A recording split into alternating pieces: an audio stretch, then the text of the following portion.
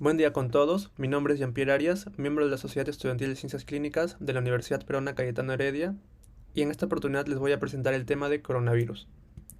Estos son los objetivos de la sesión: conocer la clasificación taxonómica, genoma y morfología del virus SARS-CoV-2 causante de COVID-19, identificar el mecanismo de acción por el cual el virus ingresa a la célula huésped y los mecanismos fisiopatológicos que ocasiona consecuentemente, diferenciar las distintas variantes del SARS-CoV-2 y sus implicancias en la salud pública, y finalmente enlistar las diversas manifestaciones clínicas que puede ocasionar la COVID-19 y su pronóstico. Este es el índice que vamos a ver el día de hoy y vamos a empezar por generalidades. A su vez, dentro de generalidades vamos a tocar ciertos puntos como lo es la taxonomía, el origen, el genoma, la morfología y un tema tan relevante como lo es la proteína Spike. Empezando por taxonomía, vamos a recordar un poco que la taxonomía pues tiene diversas clasificaciones o diversos subtipos. Entonces vamos a decir que el orden es Nidovirales, la familia es Coronaviridae, la subfamilia es Coronavirinae, el género es el beta coronavirus y el subgénero son los sarbecovirus. Acá en la parte de la derecha tenemos el virus de nuestro interés el día de hoy, que es el SARS-CoV-2, que como vemos se encuentra dentro del género de los beta coronavirus y que, si nos damos cuenta, tiene estrecha relación con lo que es el SARS-CoV y el MERS-CoV, que también son beta coronavirus y que son muy importantes o han sido muy importantes porque guardan una homología en su estructura genómica con el SARS-CoV-2. Algo que caracteriza a los beta coronavirus es que van a infectar a lo que son mamíferos. Entonces el SARS-CoV-2 no solo infecta a humanos, sino también infecta o puede infectar a otros mamíferos. En cuanto al origen, vemos que tanto el SARS-CoV como el MERS-CoV como el SARS-CoV-2 se han originado a partir de un coronavirus que se encontraba en el murciélago. ¿Y por qué en el murciélago? Pues estudios han demostrado que genéticamente el coronavirus que se encuentra en el murciélago guarda una homología muy alta con los virus encontrados en los diversos animales y sobre todo con el SARS-CoV-2. Se ha encontrado un coronavirus en el murciélago que guarda una homología del 93% aproximadamente con el SARS-CoV-2. Entonces por eso que se cree que probablemente todo se haya originado a partir del murciélago. Pero el SARS-CoV-2 ha sido la última pandemia que hemos visto. Antes del SARS-CoV-2 ha habido algunos brotes epidémicos que se han dado pues gracias al SARS-CoV y al MERS-CoV. El primero fue igualmente, como le mencioné, descendió a partir de un virus en el murciélago aproximadamente en el año 2002 a 2003, y el host secundario fue la civeta o gato civeta. Aquí, como les mencioné, el virus causante del brote epidémico fue el SARS-CoV y que se transmitió al humano. Luego en el año 2012 también hubo otro brote epidémico, pero esta vez ya fue por el MERS-CoV. MERS significa síndrome respiratorio de Medio Oriente, de ahí vienen las siglas, y SARS significa síndrome de distrés respiratorio agudo, que lo vamos a ver más adelante qué significa. Y como podemos ver en el MERS-CoV, el host secundario o el huésped secundario fue un camello, fue un camélido, a diferencia de la civeta, y que también se transmitió a humanos. Obviamente el MERS-CoV fue uno de los brotes epidémicos que causó mayor mortalidad en comparación con el SARS-CoV.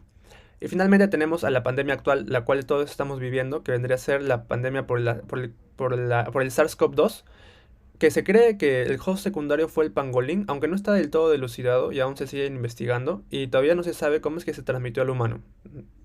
Pero finalmente terminó en el humano con los tres tipos de virus. Y como ya les había mencionado, los tres pertenecen a la familia beta coronavirus. Entonces, como todos son beta coronavirus, pueden infectar otros mamíferos, no solo el humano.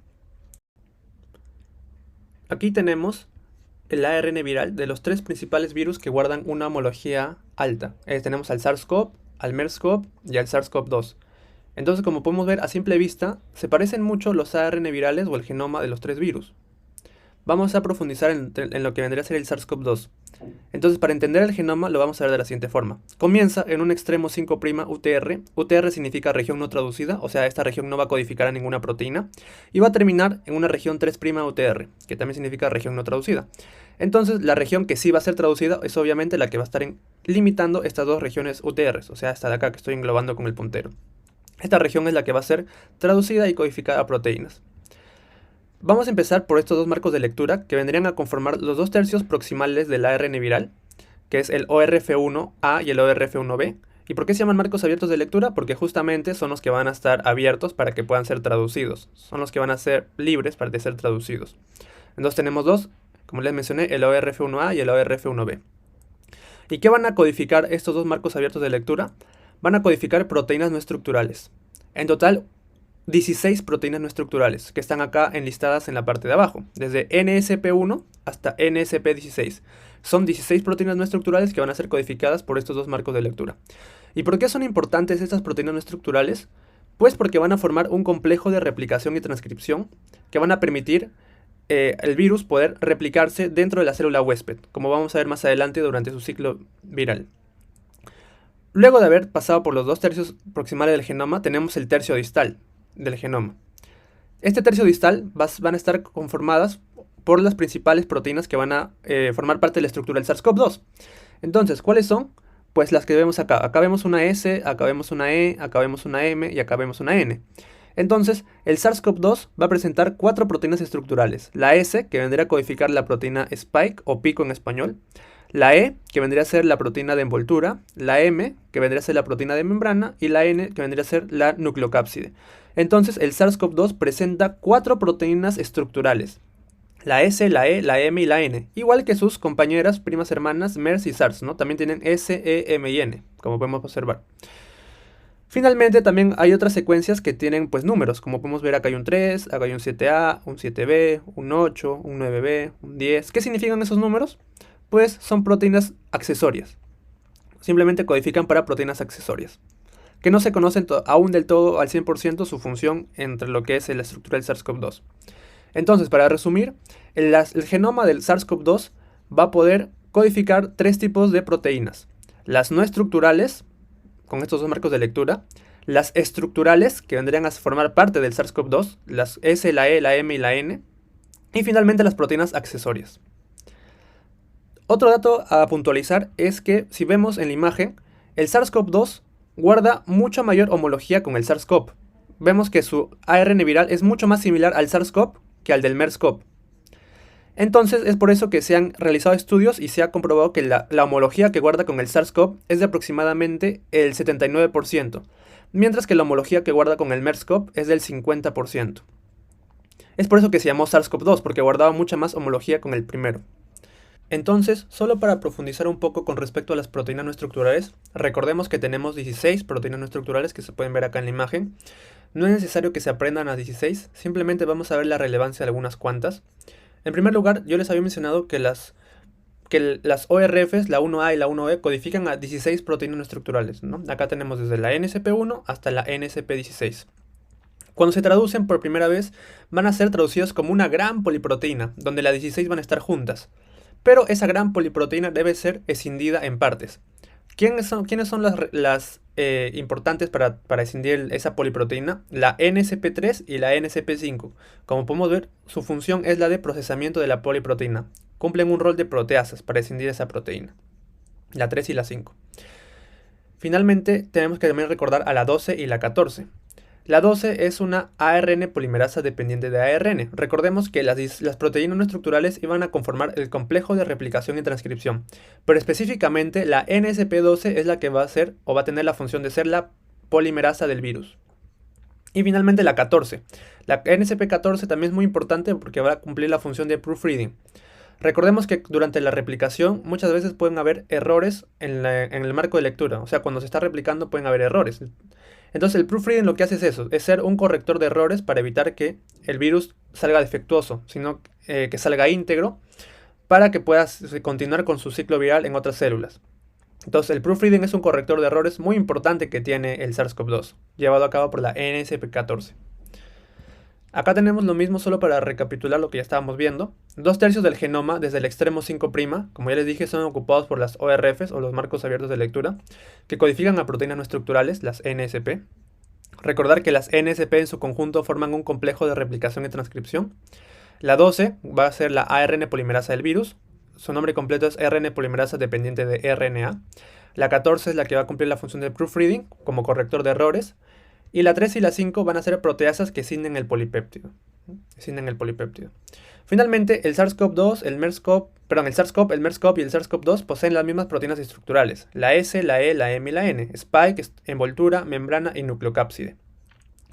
Ya les había mencionado también que el SARS-CoV-2 guarda una homología del 79% con el SARS-CoV y de 50% con el MERS-CoV. Bien, ahora que hemos visto ya un poco lo que es el genoma, vamos a ver lo que es la morfología. Ya les había adelantado que el SARS-CoV-2 presenta cuatro proteínas estructurales. La envoltura, que es la proteína más pequeña, la proteína de nucleocápside, que es la que protege al ARN viral, la de membrana, que es la más abundante, y de lejos la más importante y la que se tienen que acordar siempre es la spike o espícula o pico en español. ¿Por qué? Porque es la que se va a unir con el receptor celular. Justamente este spike es el target de muchos fármacos, de muchas moléculas que están en desarrollo para contrarrestar la entrada del virus a la célula huésped. Adicionalmente es un virus RNA monocatenario, o sea que solo tiene una cadena, en sentido positivo. Y se le puede leer así, más ssRNA. ¿Qué significa en sentido positivo? Que el virus RNA, o sea el RNA viral, puede funcionar como ARN mensajero directamente para ser eh, traducido en proteínas. Sí, en proteínas directamente. En cambio, si fuera en sentido negativo, todavía tendría que pasar por un proceso de transcripción para que pueda ser traducido. Entonces acá en la imagen de la derecha, como podemos ver, tenemos la estructura del virus. Tenemos la envoltura, que ya les mencioné que es la más pequeña. Tenemos al ARN genómico. Tenemos a la nucleocápside, que como podemos ver está bordeando el ARN genómico y es la que va a funcionar como protector del ARN viral. La proteína de membrana, que si nos damos cuenta, a simple vista vemos que es la más numerosa, es por eso que es la más abundante. Y la spike, que es la más importante, porque es la que se va a unir con el receptor celular en el huésped. Acá tenemos algunas imágenes. Vemos acá, en este caso, en la imagen de la izquierda, a un neumocito tipo 2. Y vemos que dentro del neumocito tipo 2 hay vesículas que tienen al SARS-CoV. Todos estos círculos pequeños que ven acá son partículas virales. Entonces vemos acá dentro de una célula está siendo infectada por el SARS-CoV-2 en vesículas. Y acá en la imagen de la derecha tenemos lo mismo. Vemos un neumocito tipo 2, pero vemos ya que está en la membrana apical, en la membrana luminal. Vemos que el SARS-CoV está justamente en esa zona, en la membrana apical. En cambio acá están en vesículas. De igual forma podemos ver acá en dos microfotografías electrónicas con mayor resolución la morfología del virus. Acá tenemos varias partículas virales. De igual forma acá en la imagen de la derecha. Bien, ahora vamos a profundizar entre lo que vendría a ser la proteína Spike. La proteína Spike es muy importante porque ya les mencioné que es la que se va a unir con el receptor en la célula huésped. Y acá tenemos la secuencia aminoacídica de la proteína Spike del SARS-CoV y del SARS-CoV-2. Y como podemos observar a simple vista, son muy similares y solo se van a diferenciar por unas cuantas particularidades. En primer lugar, la proteína Spike tiene dos subunidades, la subunidad S1 y la subunidad S2. Dentro de la subunidad S1 vamos a tener una secuencia o una región llamada RBD. Esta región significa dominio de unión al receptor. En otras palabras, la subunidad S1 es la que se va a unir con el receptor celular. Mientras que la subunidad S2 tiene una región denominada FP. Esta región denominada FP significa péptido de fusión. En otras palabras, la subunidad S2 va a ser muy importante para lo que es la fusión de la membrana viral con la membrana de la célula huésped, la membrana plasmática. Bien, entonces ya sabemos la función de cada subunidad. Adicionalmente a ello, para que se dé una entrada adecuada del virus a la célula, tienen que existir dos clivajes. ¿Qué significa clivajes? Escisiones, o sea, la proteína se tiene que cortar. ¿En dónde se va a cortar? Pues el primer clivaje se va a dar entre lo que es el límite entre entre la subunidad S1 y la subunidad S2, o sea, en esta zona de acá. Y si nos damos cuenta, esta zona de acá es la que va a diferenciar la secuencia aminoácidica del SARS-CoV con el SARS-CoV-2. ¿Por qué? Porque el SARS-CoV-2 presenta un sitio de clivaje polibásico que no lo presenta el SARS-CoV. Como podemos ver, acá el SARS-CoV no presenta ese sitio de clivaje polibásico. Entonces, esa es una de las diferencias entre la proteína Spike del SARS-CoV y del SARS-CoV-2. Y justamente uno de los datos más curiosos y relevantes que tomaron el año anterior fue que este sitio de clivaje polibásico se originó de manera espontánea.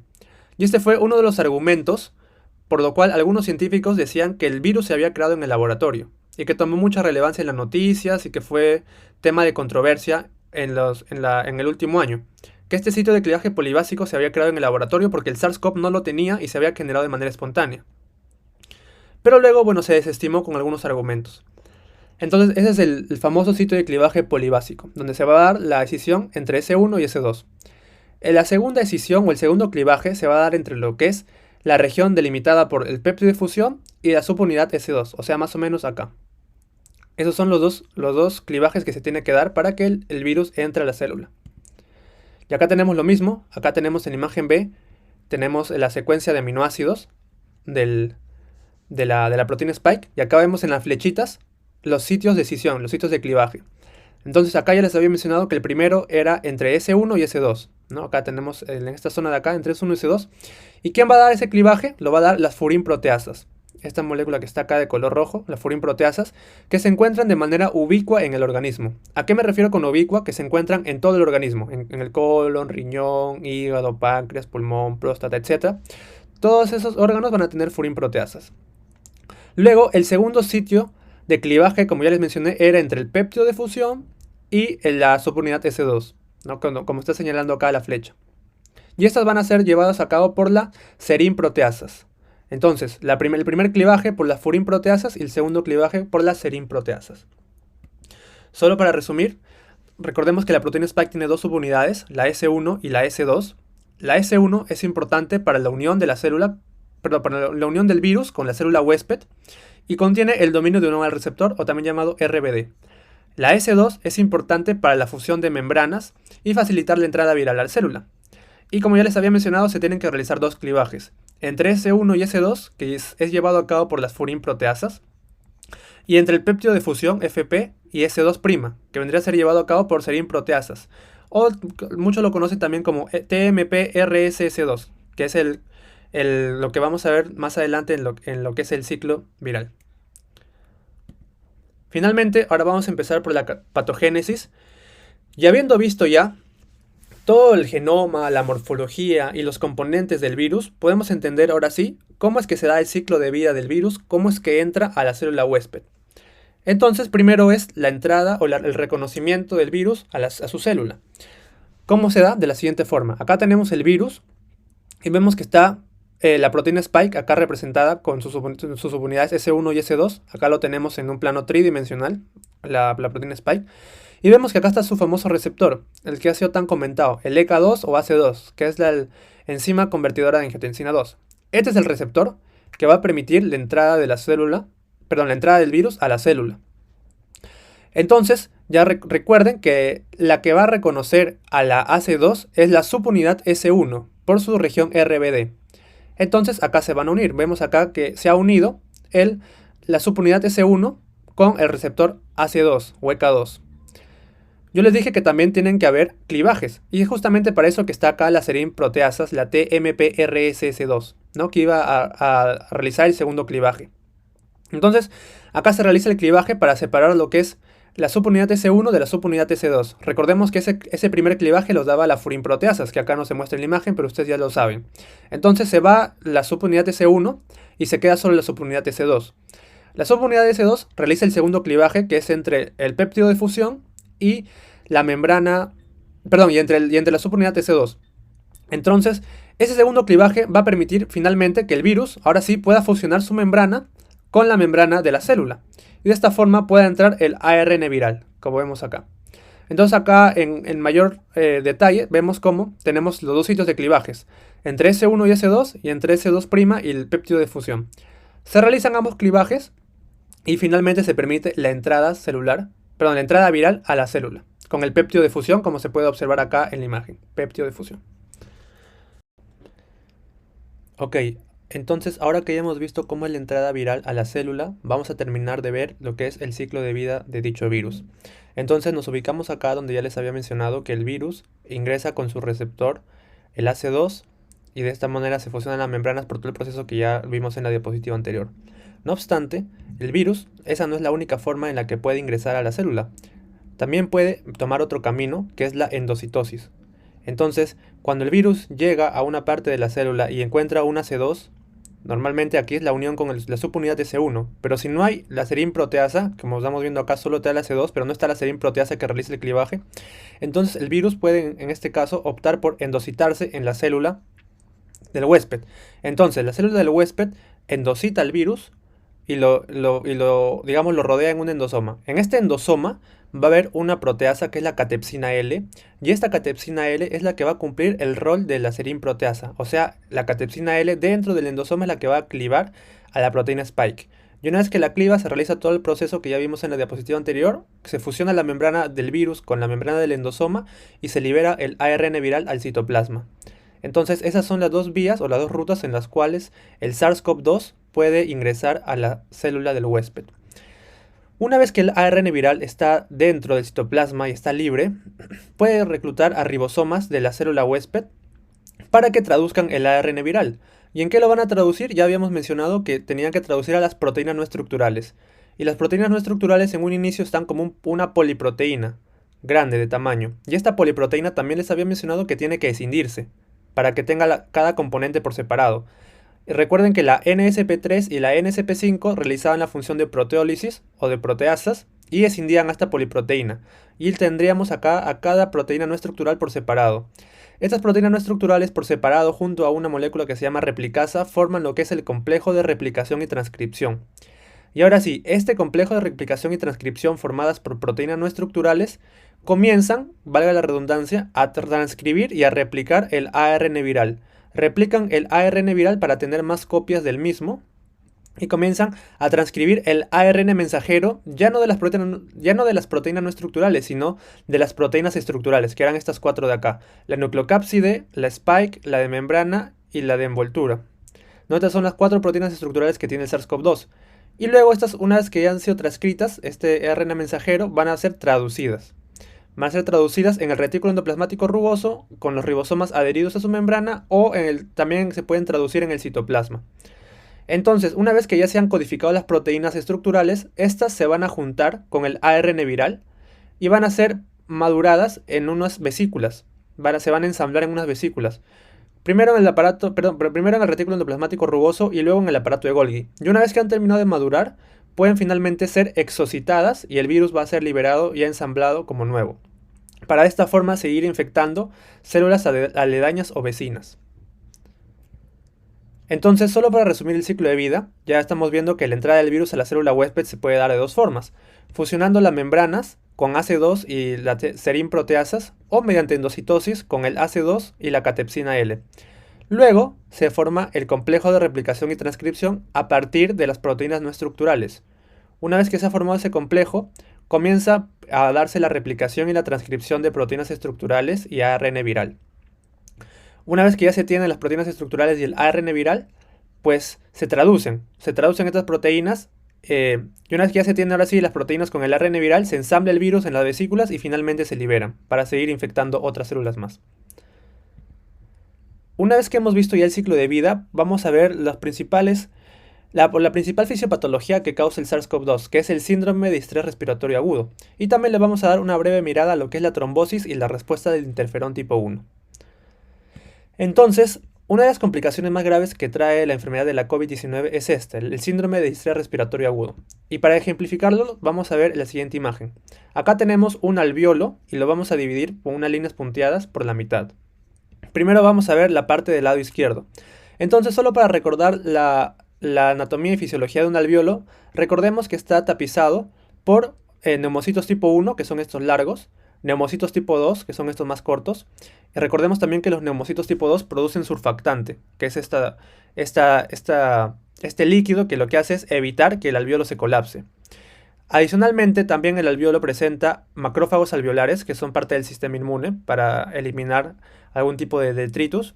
Acá tenemos, entonces, nos está señalando el puntero, tenemos el intersticio. Y finalmente tenemos acá a los vasos capilares. Justamente por acá tienen que llegar los glóbulos rojos para que se dé el intercambio gaseoso, la hematosis. Entonces, este es un alveolo sano y saludable, todo normal. ¿Qué es lo que pasa cuando hay un daño o una injuria tisular?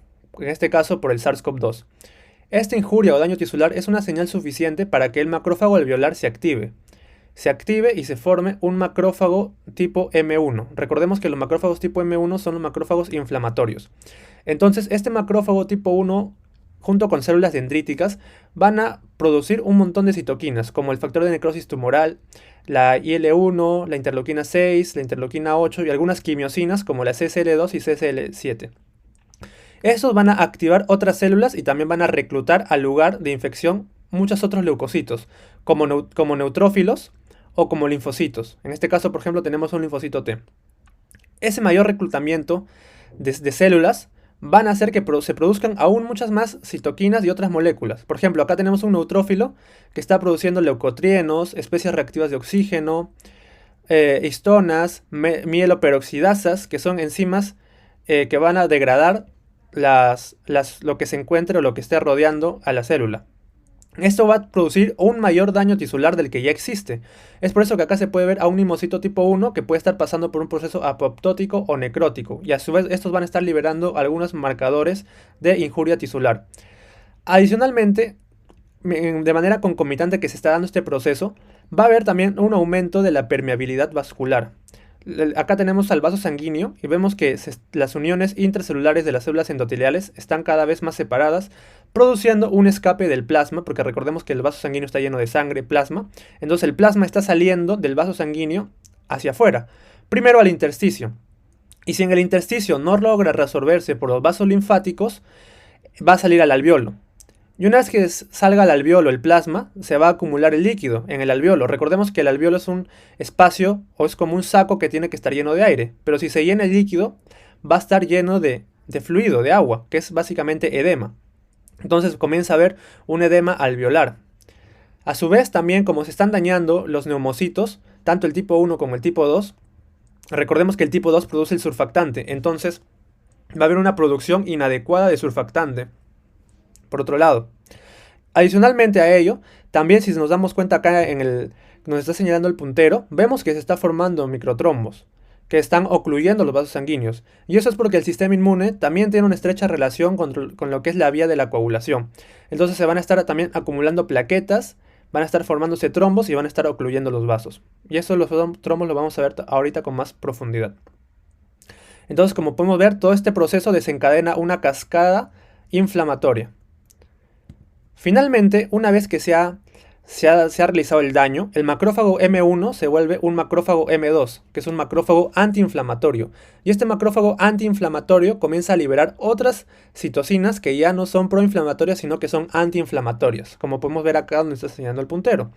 Entonces, estas citoquinas antiinflamatorias, como por ejemplo el factor de crecimiento transformante beta, el factor de crecimiento derivado de plaquetas, etc., comienzan a liberar estas citoquinas antiinflamatorias, que comienzan a producir fibrosis del tejido intersticial.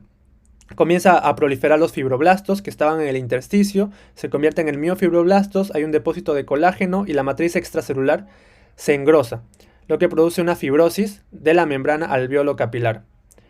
Y todo esto pues, se puede ver repercutido en secuelas en pacientes que ya han tenido COVID-19. Es por eso que algunos pacientes pueden llegar a tener justamente estas secuelas una vez que se han recuperado, ¿no? Porque se produjo un tejido fibrosado.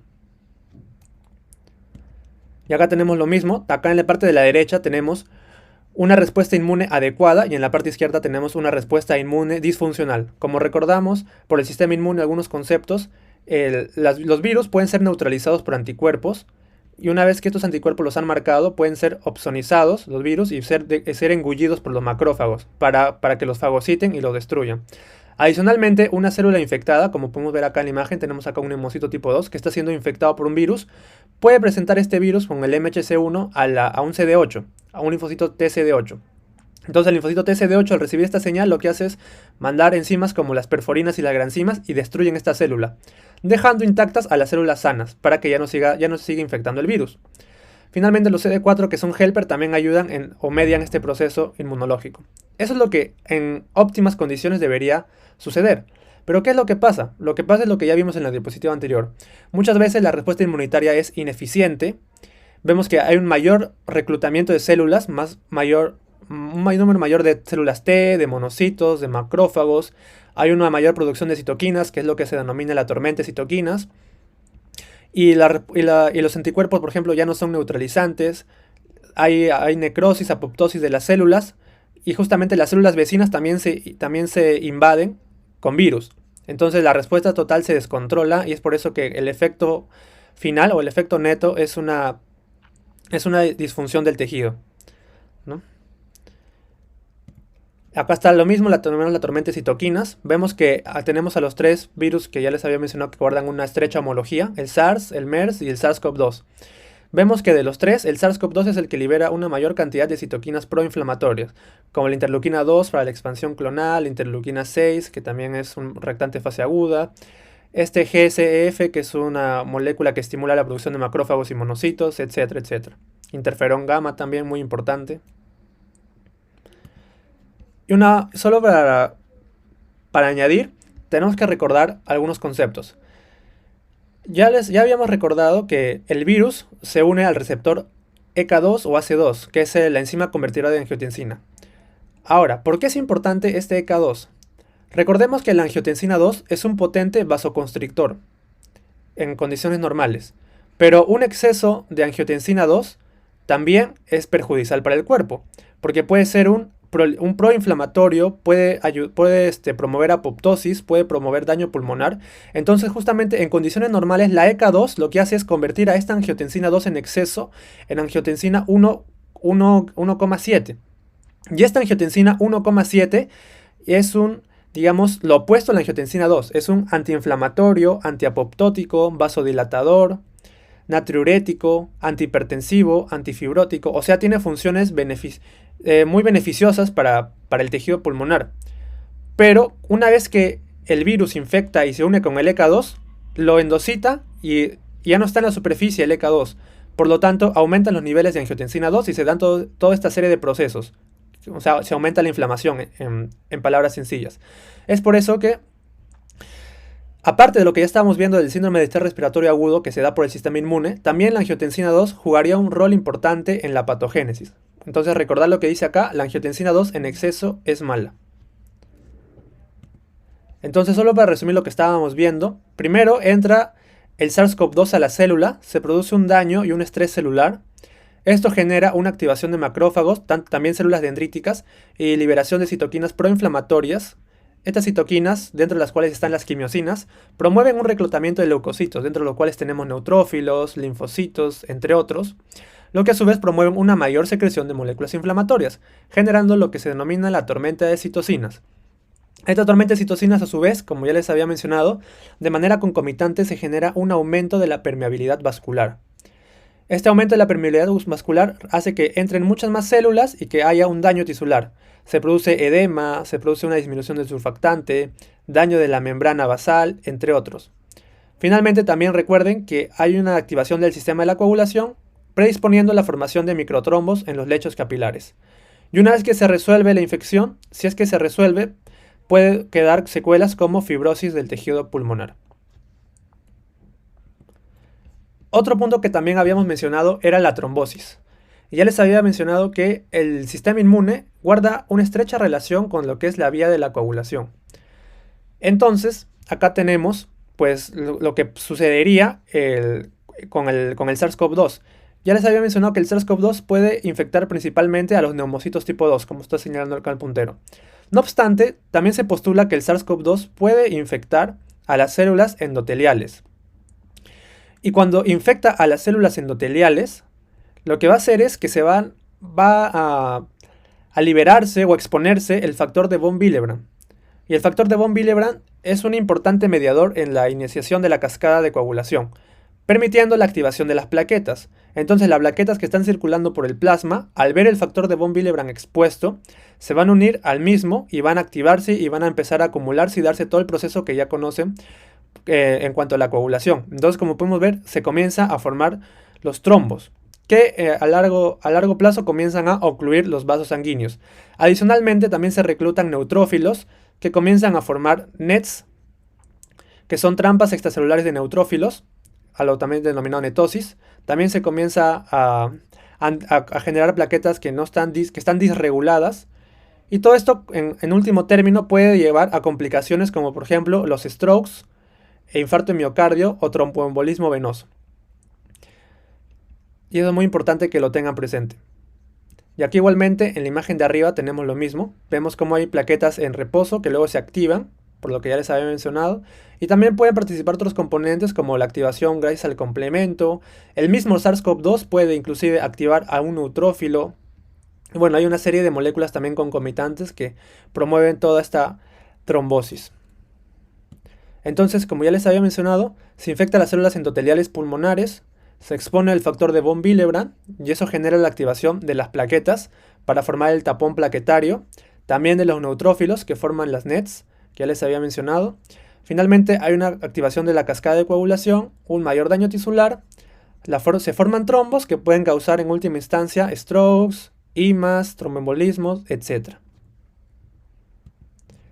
Por último, se está viendo la respuesta del interferón y se está viendo cómo esta es predictiva para un pronóstico de la enfermedad. Entonces, se ve, por ejemplo, en la primera, donde estoy señalando con el puntero, que una respuesta temprana del interferón de tipo 1 lo que hace es generar una respuesta leve por parte, perdón, una respuesta fuerte por parte del organismo, lo que se traduce clínicamente en una enfermedad leve, en una enfermedad no severa. ¿Por qué? Porque el interferón tipo 1, recordemos que los interferones son importantes contra los virus especialmente. Entonces disminuye la carga viral y vemos que hay una respuesta celular adecuada y una formación también adecuada de anticuerpos. Entonces, eso se da cuando hay una respuesta temprana del interferón tipo 1. Y como podemos observar, principalmente está en adultos jóvenes y cuando tienen una baja exposición a niveles o una baja exposición a cargas virales. Pero ¿qué pasa si es que se da una respuesta del interferón de tipo 1 pero retrasada? Si hay una respuesta retrasada del interferón tipo 1, vemos que la carga viral sube o se incrementa de manera considerable y se genera un peor pronóstico, se genera una enfermedad mucho más grave con una respuesta baja de las células T y una producción, bueno, sí hay una producción de anticuerpos, pero el efecto neto es que clínicamente se ve una enfermedad más grave en las personas. Y esto se da, como podemos observar, en adultos mayores y en exposición a alta carga viral. Obviamente, si tenemos una deficiencia del interferón de tipo 1, también vamos a tener lo mismo, vamos a tener una carga viral alta y vamos a también tener una respuesta defectuosa por parte de las células T. Entonces vemos que también se produce una enfermedad severa. Finalmente, entonces, en base a estos estudios se está planteando realizar una terapia recombinante con interferones de tipo 1 para que actúen de manera rápida y de esta forma disminuye la carga viral y tengamos un mejor pronóstico y una enfermedad no severa. Entonces, solo para resumir la importancia del interferón de tipo 1, una respuesta temprana, recuerden que podría ayudar a minorar el cuadro clínico de COVID-19. Más por el otro lado, una respuesta deficiente o retrasada al interferón tipo 1 podría desencadenar un peor cuadro de COVID-19. Es por eso la relevancia de dicha molécula.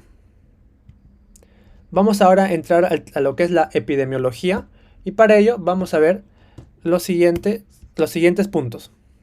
Primero vamos a ver el inicio y la distribución de la enfermedad, las variantes del virus, las vías de transmisión, los datos epidemiológicos del virus, los factores de riesgo asociados y las medidas de prevención.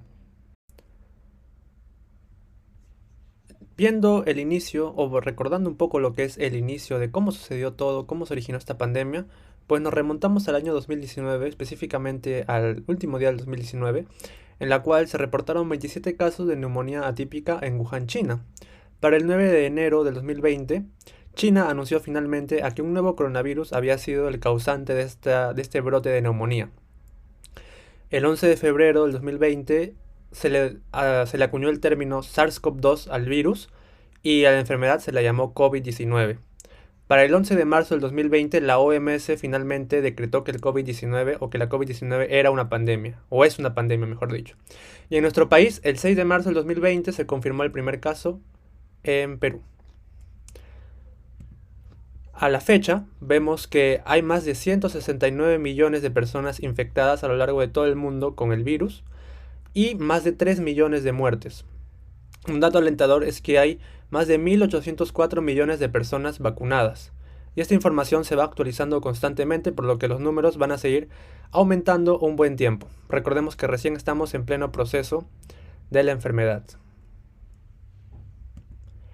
En cuanto a las variantes, es otro tema muy importante que ha tomado relevancia en los últimos meses con la aparición de nuevas variantes. Las principales que ya han sido vistas y que han sido estudiadas con mayor detalle son la británica. Bueno, es el lugar donde se identificó, pero obviamente cada variante tiene su propio nombre científico. La británica, que es la B.1.1.7. La brasileña, y ahora último, que se está investigando un poco más sobre lo que vendría a ser la variante india, la también denominada doble mutante. Y como podemos observar, la mayoría de mutaciones que tienen estas variantes se dan a nivel de lo que es la proteína Spike. Por ejemplo, de las 14 mutaciones de aminoácidos que tiene la variante británica, 10 se dan en la proteína Spike. Entonces es muy importante esa proteína. Acá tenemos lo mismo, tenemos a la variante británica, tenemos a la variante brasileña y por acá más abajo tenemos a la variante india. Entonces, ¿qué datos relevantes tenemos que destacar de cada una? De la variante británica o la B.1.1.7 es que la transmisión está aumentada en un 50%. Y eso es muy importante porque lo vamos a ver con un ejemplo más adelante. En cuanto a la variante brasileña, hay estudios que han visto que esta variante ocasiona una reducción de la neutralización en algunas terapias con anticuerpos monoclonales. O sea, algunos anticuerpos ya no son tan efectivos contra esta variante del virus. Y por último, la variante india, que es una de las que más preocupación está trayendo en los últimos días, es porque se llama doble mutante, porque justamente tiene mutaciones puntuales a nivel de lo que vendría a ser estos números, la L452R y la E484Q, y se llama doble mutante porque por un lado se piensa que esté aumentada la transmisión, y por el otro lado también se piensa que haya una reducción en la neutralización. O sea, tendría las dos mutaciones que han tenido sus variantes predecesoras. Por eso es que se le denomina doble mutante, pero aún todavía sigue en investigación. También hay otra variante que no ha sido muy comentada, que algunos le acuñan el término la variante andina, que es la C.37 o la B.1.1.1.37, que como ven acá es una variante bajo monitorización. Y se aisló principal, o mejor dicho, inicialmente en Perú. Y acá se ven algunas mutaciones que tiene, como la L452Q, lo que haría sospechar que hay un mayor aumento en la transmisibilidad. Pero como les he mencionado, todavía se está investigando esta nueva variante que se ha aislado en Perú. Otro concepto que también van a ver es el número reproductivo básico o R0, que es el número promedio de casos nuevos que genera un caso dado en un proceso infeccioso. O sea, de una persona a cuántas más puede infectar. Y acá lo tenemos. Por ejemplo, si el R es de 1, vemos que una persona solo infecta a otra. Y así sucesivamente, ¿no? Esta infecta a esta y esta a esta. O sea, es una infección lineal. Pero por ejemplo, ¿qué pasa si tenemos un R de 2? Una persona va a infectar a 2. Y cada una de estas va a infectar a 2 más. Cada una de estas 2 va a infectar a 2 más. O sea, ya tendríamos 4. Cada una de estas 4 va a infectar a 2 más, o sea, ya tendríamos 8. Y se va duplicando así conforme pasan la infección, ¿no? Es el número máximo de contagios que puede realizar una determinada infección. Entonces, como vemos acá en este gráfico, un R de 3 hace que en pocos días ya prácticamente se infecte una gran cantidad de individuos. Con un R de 3, miren, 8 millones de individuos aproximadamente en menos de 100 días infectados. Pero un R de 1.5 o de 1.25 vemos que infecta en menor velocidad o en una menor tasa y la curva es más aplanada. O la curva es más aplanada. Entonces, ¿por qué esto es importante? Acá está un ejemplo entre lo que vendría a ser la variante original de Wuhan, el SARS-CoV-2 original, que tenía un R0 de 2.5 a 3, con la variante británica, que ya les había mencionado que era aproximadamente el 50% más infecciosa, que tenía un R0 de 2,9 a 3,9. Entonces, si lo máximo que podía contagiar la variante original era hasta 3 personas, o sea, acá el paciente 0 contagia a 3 más, y cada una de estas contagia a 3, entonces podíamos tener, pues, luego de una serie de infecciones, podíamos tener hasta 27, en este caso 27 personas infectadas, luego de 3 ciclos de infección. Pero, ¿qué pasa con la variante británica? La variante británica es, como les dije, más infecciosa, entonces por cada persona van a estar contagiando a 4 personas. A 4 personas más. Entonces, esta de acá va a contagiar a 4, cada una de estas a 4 y así sucesivamente. Y acá, pues, como podemos observar, haciendo una comparación entre la imagen de la izquierda y la imagen de la derecha, basta que el R0 haya subido en un 1 el número, y vemos cómo se ha disparado la ola de contagios acá, con una variante mucho más infecciosa, en comparación a este grupo que es, a su comparación o a su lado, mucho más reducido.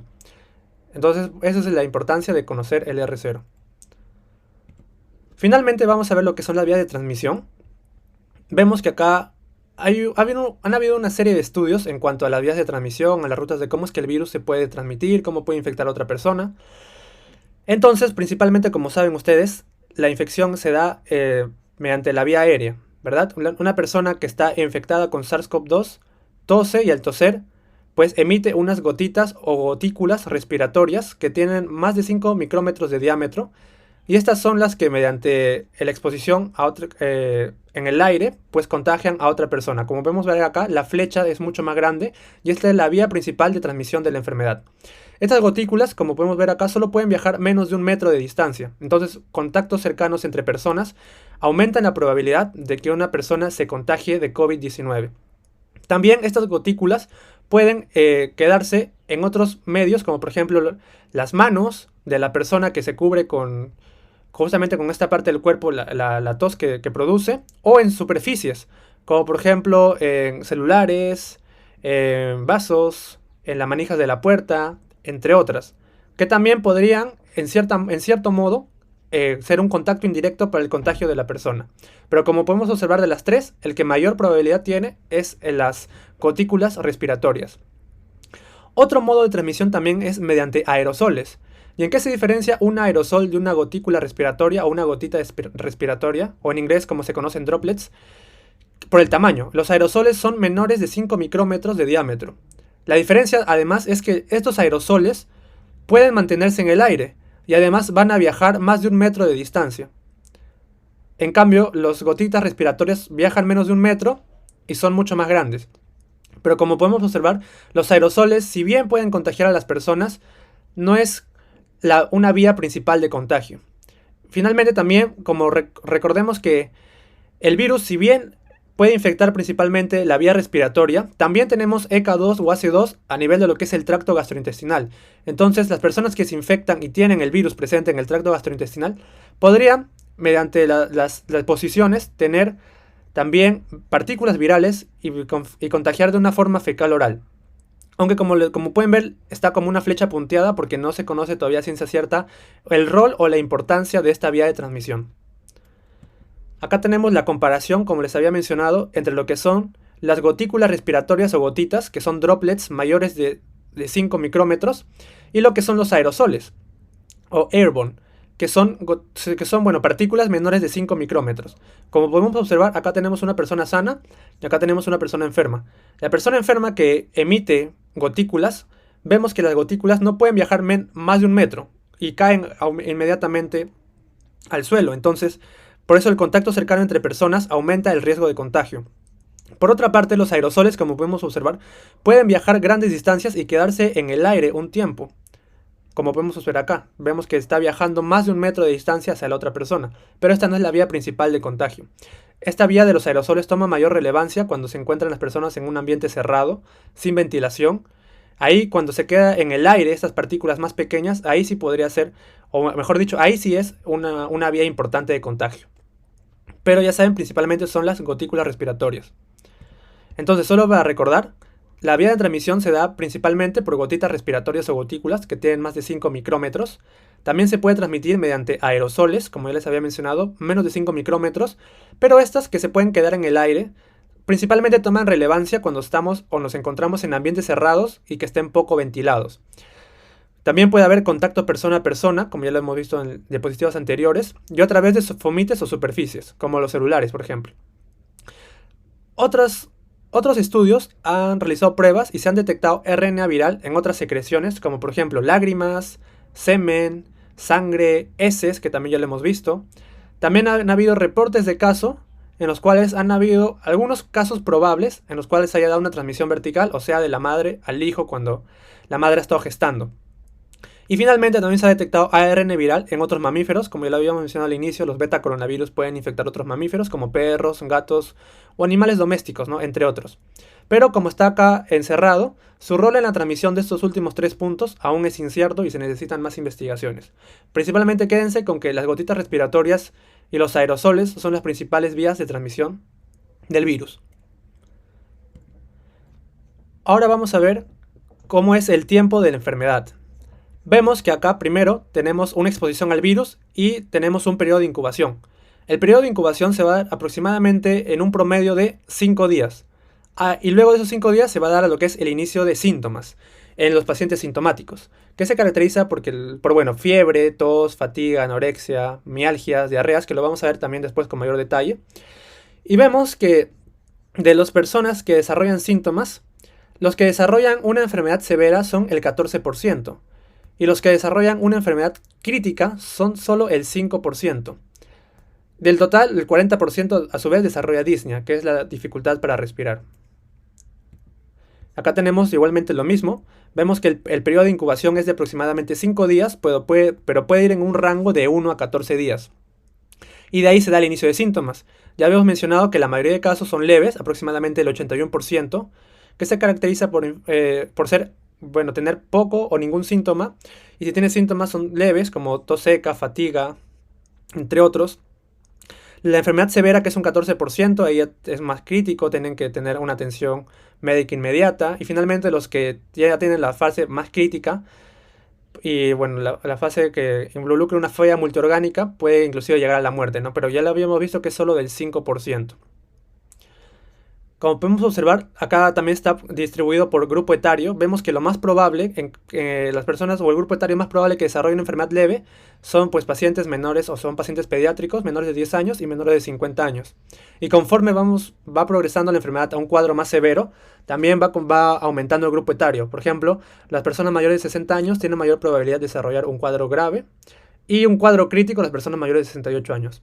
Obviamente nada es absoluto y hay personas que pueden estar completamente sanas, que no tengan ninguna comorbilidad, que puedan desarrollar un cuadro grave. O personas que son de edad mayor, que desarrollan una enfermedad desarrollan una enfermedad leve y se recuperen. Como les digo, nada es absoluto, pero esto es un cuadro de probabilidad. Entonces, solo para resumir lo que estábamos viendo, el periodo de incubación es de 2 a 14 días y usualmente dura 5 días. Otro punto muy importante es la infectividad, porque muchos piensan que las personas solo pueden contagiar una vez que inician síntomas, pero la verdad no es esa. La verdad es que el virus puede ya contagiarse 2 a 3 días antes del inicio de síntomas. O sea, las personas presintomáticas pueden contagiar sin saberlo, por eso hay que tener mucho cuidado. Y como dice también, una vez que se han desarrollado el inicio de síntomas, luego de haber pasado 8 a 10 días, es muy poco probable o es improbable que sigan contagiando.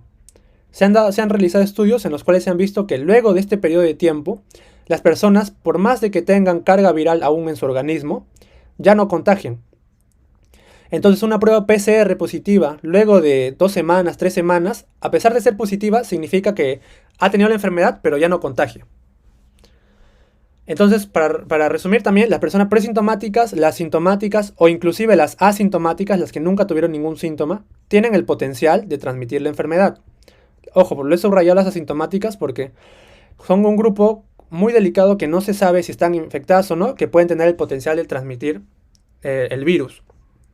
Ya en porcentaje ya lo habíamos visto, en la mayoría de casos, el 81% un cuadro leve, el 14% un cuadro severo y finalmente un cuadro crítico, el 5%. Entre los factores de riesgo asociados hay una gran lista de factores de riesgo que pueden complicar y dar un peor pronóstico a una persona que se enferma con SARS-CoV-2 o con COVID-19, mejor dicho. Acá solo he puesto algunos de los más importantes, pero acá abajo está la CDC, que ahí está la lista completa con los artículos referenciados. Pero los principales, como hemos visto al inicio, son adultos mayores de 65 años por lo general, la diabetes, la hipertensión arterial, las personas con obesidad, que tienen alguna enfermedad cardiovascular precedente, una enfermedad pulmonar crónica, pacientes que no tengan un adecuado sistema inmunológico, o sea que estén inmunodeprimidos, fumadores crónicos y pacientes que tengan cáncer, tienen mayor predisposición a generar un cuadro mucho más severo, mucho más grave de la enfermedad. Pero como les he mencionado, son solo algunas comorbilidades que pueden incrementarse, o mejor dicho, que es una lista mucho más larga que lo van a encontrar en la CDC, en los manuales de la CDC en internet. Las medidas de prevención también son otro punto álgido y muy importante a tocar, porque justamente lo que se busca con esta medida de prevención es disminuir el contagio y disminuir la mortalidad entre la población.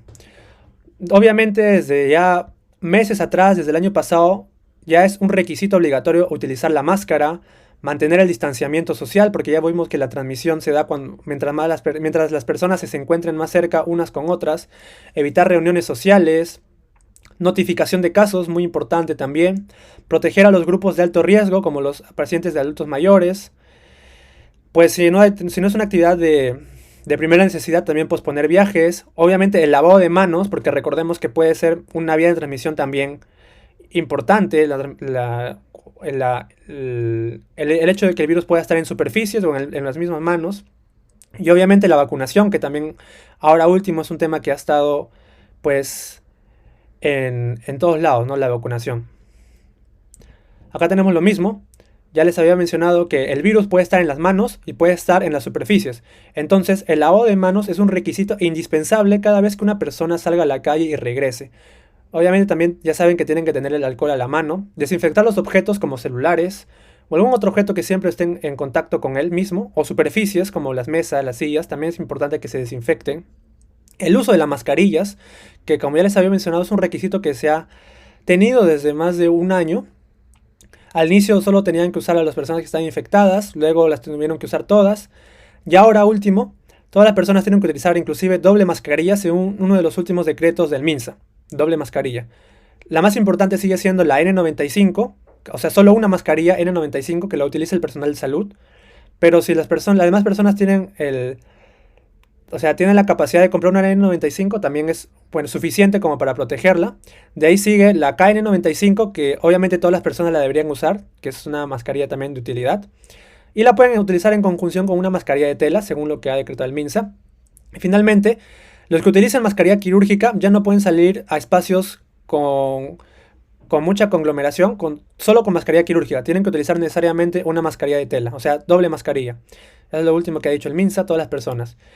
Y eso es un poco, bueno, lógico y también un poco curioso el hecho de que en Estados Unidos, gracias a la tasa de vacunación que están teniendo, ya no necesitan usar mascarilla ni guardar distanciamiento social. Lo que acá en Perú sería algo pues ilógico e increíble. Entonces depende de la realidad de cada país. Obviamente también evitar reuniones sociales y aglomeraciones, porque justamente ya habíamos visto que las gotículas respiratorias se transmiten a menos de 1 metro. Y es por eso que debemos evitar reuniones y tener siempre el distanciamiento social, ¿no? Distanciamiento social lejos de las personas para evitar la transmisión por vía aérea. La cuarentena y la notificación de casos, ya sabemos que todos estamos en cuarentena. Una persona que tiene síntomas compatibles con COVID-19 debe notificar los casos inmediatamente y guardar aislamiento para evitar la tasa de contagios. Y lo último que está siempre tomando mucha relevancia es la vacunación. Hay muchos tipos de vacunas. El Perú cuenta con diversos tipos de vacunas que se están poniendo a las personas de acuerdo al grupo etario y de acuerdo a un calendario. Es muy importante. Y si bien hay diversas clases de vacunas, hay un lema que se hizo muy conocida y se popularizó, que es el siguiente: la mejor vacuna es la que llega antes a mi brazo.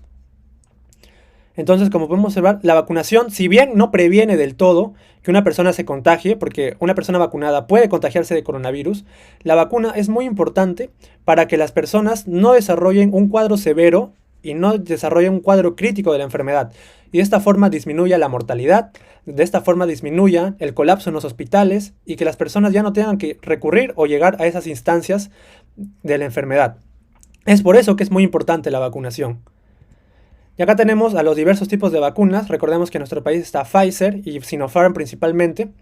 La Pfizer es ARN mensajero y la Sinopharm es a virus inactivado. Pero como les había mencionado, si bien la eficacia clínica no es la misma en todas las vacunas, y si bien la eficacia clínica también es un parámetro pues relativo, no debemos guiarnos tanto por ello, sino como les había mencionado, lo importante ahora es que cada persona se vacune en su debido momento y que todos, por lo general, tengan la potestad de vacunarse. Recordemos también, bueno, algunos datos adicionales. La Pfizer y la Sinopharm son 2 dosis, se dan en un plazo entre 21 días. Y la Pfizer es curiosa porque se tiene que almacenar a una temperatura aproximada de menos 70 grados centígrados, lo que a veces dificulta un poco su traslado entre ciudades, mientras que la Sinopharm solo de 2 a 8 grados centígrados. Luego tenemos otras como la Sputnik 5 de Rusia o la Oxford y la AstraZeneca del Reino Unido y de Suecia, que es a vector viral. Bien, habiendo terminado la epidemiología, vamos a ver lo que son las manifestaciones clínicas. Dentro de las manifestaciones clínicas, ya les había mencionado que la mayoría desarrolla un cuadro leve o inclusive asintomático. No tiene síntomas, pero está confirmado gracias a un hisopado nasal, que eso lo vamos a ver también más adelante. Pero las personas que tienen síntomas y desarrollan un cuadro leve pueden tener síntomas muy inespecíficos como fiebre, dolor de garganta, tos seca, malestar general, dolor de cuerpo, náuseas, vómitos, dolor abdominal, entre otras. Y las personas que ya desarrollan cuadros más graves pueden tener ya neumonías, pueden tener ya hallazgos radiológicos, pueden tener el famoso síndrome de estrés respiratorio agudo que ya vimos, pueden tener afecciones extrapulmonares como encefalopatías, falla cardíaca y daño renal agudo, entre otras, que ya son mucho más graves. Pero como hemos visto también el porcentaje de los que desarrollan o llegan a este punto es mucho menor. Entonces acá con esta imagen queremos resumir los principales síntomas que puede causar la COVID-19 y si nos damos cuenta es muy variado, es muy inespecífico también. Entonces vamos a comenzar por la imagen de la izquierda. Vemos que a nivel de lo que es la garganta puede originar una faringitis, a nivel de lo que es la nariz puede ocasionar rinitis, faringalgias, dolor de garganta, rinorreas. Y otro síntoma que también fue muy característico y particular de esta enfermedad fue tanto la pérdida del gusto como la ageusia, como la pérdida del olfato o la anosmia, que eran dos síntomas neurológicos que fueron muy particulares del COVID-19 y primeramente notificados en unos pacientes en Italia. Luego los síntomas pulmonares, que son los más característicos, tos, disnea, expectoraciones, dolor torácico, neumonía y el síndrome de distrés respiratorio agudo, que es la complicación más severa. En afectaciones extrapulmonares podemos tener, por ejemplo, a nivel cardíaco, dolor torácico también y arritmias. A nivel muscular podemos tener mialgias, artralgias, malestar general, dolor de cuello, dolor de espalda. A nivel neurológico podemos tener un trastorno del sensorio, dolor de cabeza. A nivel digestivo, diarreas, náuseas, vómitos, dolor abdominal. ¿Por qué? Porque recuerden que también el ácido se encuentra a nivel del tracto gastrointestinal que puede causar todos estos síntomas. Y a nivel sistémico, bueno, fatigas, malestar y fiebre. Entonces, si nos hemos dado cuenta, las manifestaciones clínicas son un gran espectro de síntomas. Entonces, es muy inespecífico muchas veces detectar a un paciente con COVID-19 por la gran cantidad de síntomas inespecíficos que puede tener, o que no puede tener también. Por eso que puede ir desde un rango asintomático, puede tener fiebre, como ya hemos mencionado, mialgias, artralgias, astenias, dolor de cuello, dolor de espalda, síntomas respiratorios como la tos, la disnea, rinorrea, dolor torácico, sinusitis, dolor faríngeo, neumonías, entre otras. Neurológicos, lo más importante ya saben, o bueno, no lo más importante, sino lo más característico, lo más particular, pérdida del gusto del olfato, cefaleas, alteración del sensorio, strokes, encefalopatías, y hay muchos reportes de caso de muchas enfermedades neurológicas puntuales. Gastrointestinales también, náuseas, diarreas, vómitos, lo que ya vimos. Y acá en los pacientes pediátricos hubo al inicio un síndrome que se parecía al síndrome de Kawasaki y por eso se le denominó síndrome tipo Kawasaki. Pero luego se le cambió el nombre porque no era igual y afectaba a un distinto grupo etario. Entonces a esa enfermedad ahora se le acuña como, o bueno, esa complicación mejor dicho, se le acuña como síndrome multisistémico inflamatorio o en inglés MIS-C. Y se da por lo general en pacientes pediátricos. Finalmente, las complicaciones más severas es una falla multiorgánica y la muerte. Dentro del diagnóstico, vamos a puntualizar solo algunas cosas. Recuerden que muchas veces el criterio clínico es muy importante. Por ejemplo, un paciente que tenga fiebre, que tenga disnea, que tenga pérdida del gusto y del olfato, es COVID hasta demostrar lo contrario. Y solo con la sospecha clínica, porque es muy indicativo. Pero puede también tener otros síntomas más inespecíficos y ahí ya nos ayudaríamos de lo que son las pruebas de diagnóstico que ahora vamos a ver a continuación. Finalmente, recuerden que los pacientes que progresan a un cuadro mucho más grave de la enfermedad, ya se les puede pedir otros exámenes adicionales, como por ejemplo una radiografía o una tomografía para evaluar cómo están los pulmones. O finalmente, también se puede pedir exámenes de laboratorio para ver cómo están algunas moléculas que vamos a ver también más adelante. Entonces, estos últimos dos puntos, el examen por imágenes y el examen de laboratorio, no se van a pedir a todos los pacientes, sino solo a los que desarrollen un cuadro de severo a crítico. Mientras que las pruebas de diagnóstico sí van a ser muy útiles para confirmar la sospecha clínica. Pero todo tiene que partir, como les digo una vez más, a partir de lo que es la historia clínica y el cuadro clínico. Entonces acá tenemos las 3 pruebas principales que se han ido tomando desde el inicio de la pandemia. Tenemos a la prueba molecular o PCR, a la prueba serológica que mide anticuerpos y a la prueba antigénica que mide pues antígenos, valga la redundancia, del virus. Entonces, en el PCR lo que mides es el ARN viral. Y es muy importante para medir una infección, o bueno, mejor dicho, para diagnosticar y confirmar una infección activa o una infección que se esté dando en ese momento. En cuanto a las muestras, se puede sacar una muestra del tracto respiratorio y es hasta ahorita el gold estándar en cuanto a la COVID-19, porque tiene una alta sensibilidad y especificidad. Pero otra de las cosas es que también demora un tiempo mucho mayor en comparación a las otras 2 pruebas. Y es, bueno, la prueba más importante que se debe hacer para detectar una enfermedad actual. La prueba serológica o la prueba por anticuerpos es una prueba que no se utiliza para diagnosticar una enfermedad actual. Y muchas personas o muchos doctores estuvieron utilizando esta prueba como la prueba para diagnosticar una enfermedad actual y no le daban el uso adecuado. Esta prueba se utiliza como seguimiento o como diagnóstico de una enfermedad reciente o pasada. Como se ve acá, una infección de por lo menos 3 a 4 semanas de duración. La muestra se extrae una muestra de sangre. Como se puede ver, la sensibilidad y la especificidad es muy variable. No es tan alta como en la prueba PCR. Y bueno, como dice acá, los anticuerpos se demoran varios días a semanas en aparecer. Y como se ve acá, la IgG se desarrolla aproximadamente después de los 14 días de iniciados los síntomas. Obviamente, al hacer una muestra de sangre, los resultados se dan de manera mucho más rápida, desde 15 minutos a 2 horas, a diferencia de la PCR, que demora un poco más. Y finalmente tenemos la prueba antigénica, que también, al igual que la PCR, nos indica una infección activa, y se saca de un hisopado nasal o nasofaringio. Esta prueba, si bien diagnostica una enfermedad activa, no tiene la misma sensibilidad que una prueba como PCR, pero de todas formas sí es importante. Y como ven, la sensibilidad es muy importante dentro de los 5 a 7 días de inicio de síntomas. Y también, a diferencia del PCR, el tiempo para realizar el test es menos de 1 hora. Acá vemos lo mismo, vemos un cuadro de la evolución de la enfermedad, o mejor dicho, de la carga viral. Entonces, acá tenemos una exposición al SARS-CoV-2, aproximadamente en la semana -1, y ahí comienza a incubar, ¿verdad? Comienza a incubar, como hemos visto en la historia natural de la enfermedad, comienza a incubar un promedio de 5 días, pero puede durar un poco más. Entonces, una vez que comienza a incubar, comienza también a incrementarse la carga viral. Y la carga viral llega a su pico en la primera semana del inicio de síntomas. Acá en estas rayitas punteadas, vemos el inicio de síntomas de una persona que es obviamente sintomática. Entonces, la carga viral, como ya les he mencionado, o el ARN viral, se puede detectar por PCR.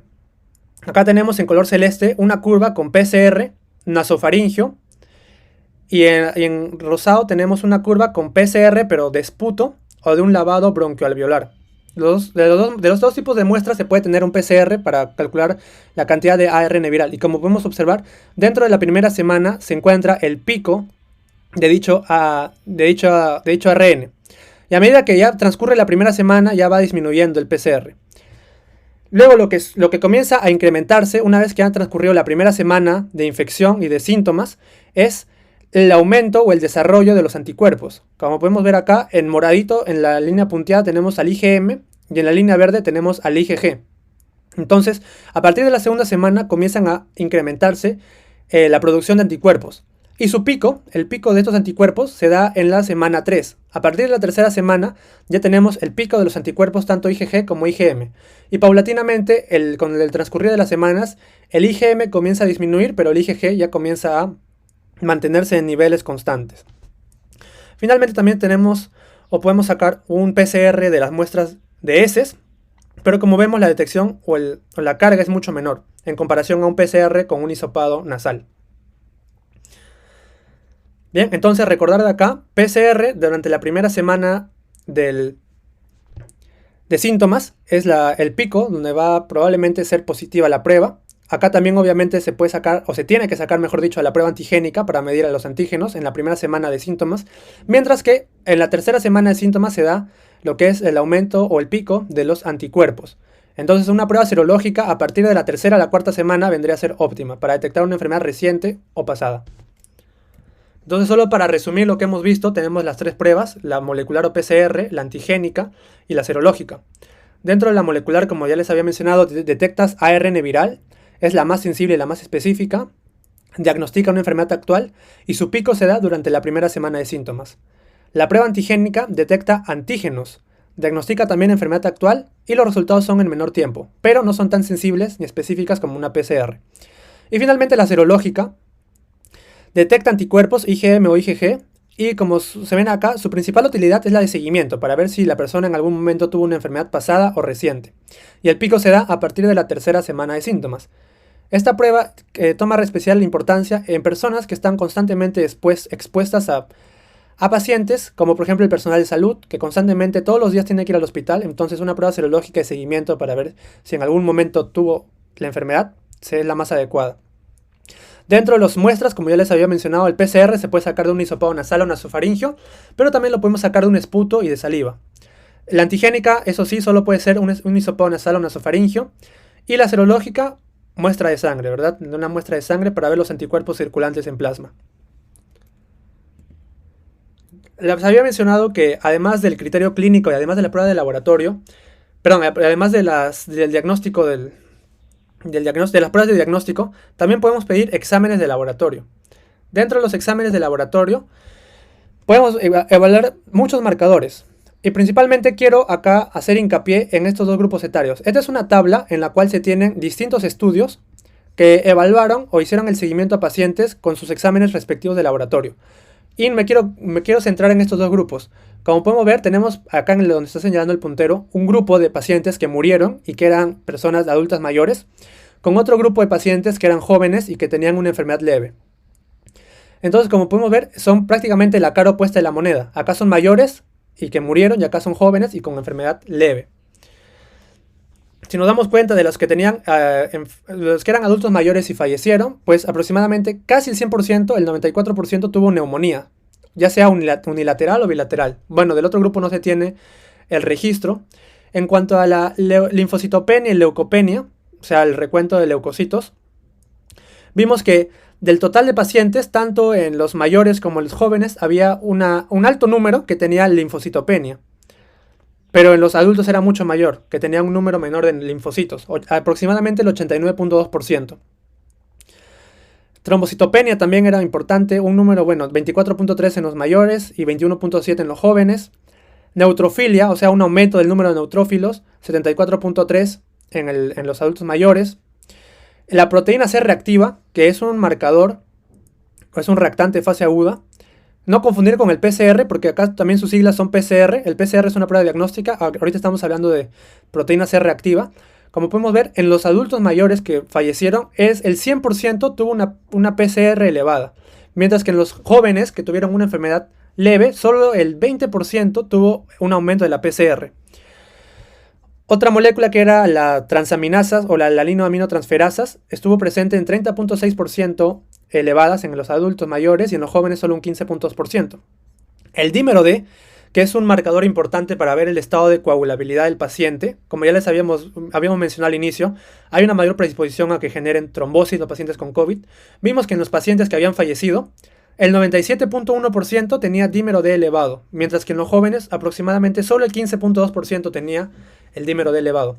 Entonces, los pacientes que te desarrollaban un cuadro mucho más grave, como pudimos ver, a grandes rasgos tenían los marcadores mucho más elevados debido a su enfermedad crítica. En cambio, en los pacientes jóvenes, solo un pequeño porcentaje tenía elevados los marcadores. Entonces, para resumir, los exámenes de laboratorio son muy variables y varían de acuerdo a la severidad de la enfermedad. Como les mencioné al inicio, se debe pedir en pacientes se debe monitorizar, mejor dicho, en pacientes que tengan un cuadro severo de COVID-19. Al igual que los exámenes por imágenes, que también solo se deben pedir en pacientes que tengan una enfermedad que esté pasando de severa a crítica. Finalmente vamos a terminar con el tratamiento y vamos a tocarlo de manera breve porque no es tampoco el punto más importante de la clase. Recuerden que la mayor cantidad de pacientes, o el 81%, con hidratación y con reposo, se curan. La enfermedad se resuelve por sí misma. Pero como puede causar diarrea y náuseas, siempre hay que estar monitorizando la hidratación. Para los pacientes que tienen síntomas, pues se da tratamiento sintomático, ¿no? De disminuir la fiebre, la tos, el dolor, pero más que eso no, solo tratamiento sintomático. Luego, para los pacientes que ya desarrollan un cuadro severo a crítico, ya ahí entra a tallar otro algoritmo y otras opciones que ahorita no voy a profundizar. Solo voy a mencionar las opciones que hay, pero por ejemplo, una profilaxis anticoagulante para evitar la formación de trombos en pacientes que tengan enfermedad severa, que estén hospitalizados en cama. Oxigenoterapia para los pacientes que esté disminuyendo su saturación, y es por eso que es muy importante que todas las personas tengan un oxímetro de pulso en sus casas para ir midiendo todos los días la saturación del oxígeno. Una saturación menor del 94% es indicativo de que hay algo que está pasando mal. Oxigenoterapia para los pacientes que requieran oxígeno. Dexametasona dentro de los corticoides para pacientes graves, no a todos los pacientes, solo acá por eso casos graves, porque se ha demostrado que la dexametasona en pacientes que tienen un cuadro leve puede inclusive empeorar ese cuadro. Es por eso que en casos graves se tiene que recién utilizar la dexametasona. En otros países, no en el Perú, ahí existe una terapia con anticuerpos monoclonales como el bamlanivimab y el casirivimab, que justamente lo que hacen es actuar contra el virus, pero en nuestro país no se encuentra. Y también se han reportado casos de plasma convaleciente, pero como les digo, no se profundiza mucho en esto porque no es el objetivo del video. Si quieren revisar con mayor detalle el tratamiento, ya la CDC tiene sus propios guidelines para tratar la COVID-19 y bueno, está en su página libre para la lectura de todas las personas. Finalmente, vamos a terminar ahora sí con las preguntas, y esta es la primera.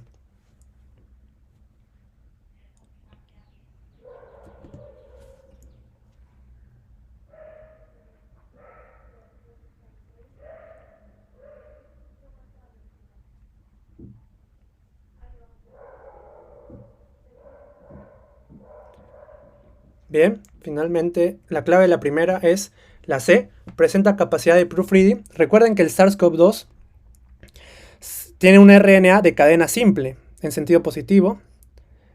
El clivaje sí es importante, pero la que se fusiona con la membrana plasmática es la subunidad S2. Y de la D, la mayor parte de su genoma codifica las proteínas estructurales. Esto es falso porque recordemos que los 2/3 proximales codifican a proteínas no estructurales, ya a las que no son estructurales. Esta es la segunda.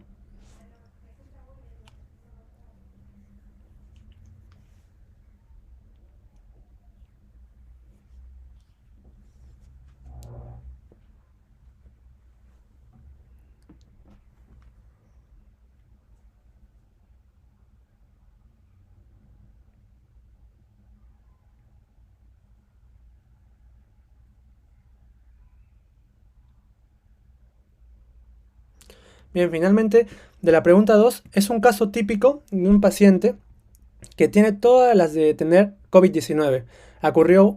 Eh, acudió a un evento social sin la medida de prevención, tiene síntomas, y recuerden que dentro de la primera semana de síntomas se debe tomar la PCR, porque es donde se da el pico de la carga viral.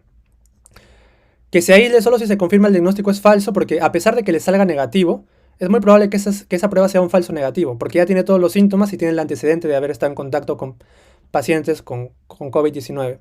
La prueba serológica, recuerden, es para una prueba reciente, y la antigénica, si le sale negativo, de igual forma, no podemos descartar la enfermedad por todos los antecedentes y el cuadro clínico. Esta es la pregunta 3.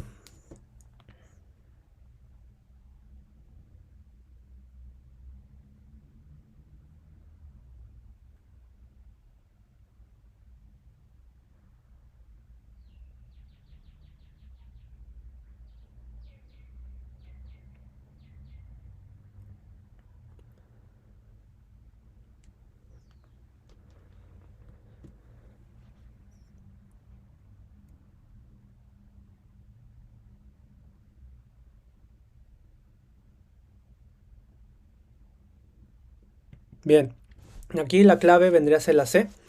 Como vemos, este es un caso de un paciente que va a ir a su trabajo, y en su trabajo, pues lo que mucho está pasando es que le piden pruebas de que no tenga COVID. Entonces, antes que nada, lo importante sería realizar una historia clínica, ver la historia del paciente y verificar si ha tenido antecedentes de contacto con personas infectadas. A partir de eso, ya poder tomar la decisión de tomarle pues una prueba antigénica o en última instancia una prueba molecular, ¿no? Que tiene mayor sensibilidad para descartar COVID-19. No podemos tomar una prueba antigénica de descarte o una molecular de descarte sin saber la historia. Y tampoco tuvo síntomas, entonces no sería como que lo más adecuado en primera instancia. No tenemos que ir, como dice la pregunta, lo primero que se tiene que hacer es siempre revisar los antecedentes. Y finalmente la pregunta 4.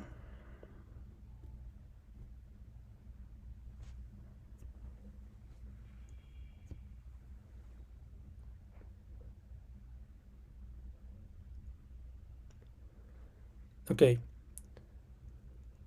Dentro de la pregunta 4, la respuesta es la D. Como saben, el 81% de personas, perdón, de casos aproximadamente, se resuelven sin necesidad de tratamiento, solo con hidratación y reposo. Recordemos que la A no puede ser porque las personas, antes de iniciar los síntomas, en el periodo de incubación ya pueden contagiar 2 a 3 días antes. La vía principal de transmisión es mediante gotículas o gotitas respiratorias. Los aerosoles toman importancia cuando son en espacios cerrados. ¿Okay? Recuerden, espacios cerrados. Y el SARS-CoV-2 es un beta coronavirus que infecta mamíferos. Las aves no son mamíferos, son otro tipo de animales. Bien, eso sería todo. Espero que les haya sido de utilidad el video. Y en la descripción del video hay una encuesta para los alumnos de la Universidad Peruana Cayetano Heredia para saber sus percepciones sobre el video y en qué se puede mejorar y algún comentario adicional que quieran dejar. Recuerden que la COVID-19 es una enfermedad que se está actualizando día tras día y hay información que puede variar con respecto al video. Muchas gracias, esta es la bibliografía empleada y conmigo será hasta la próxima oportunidad.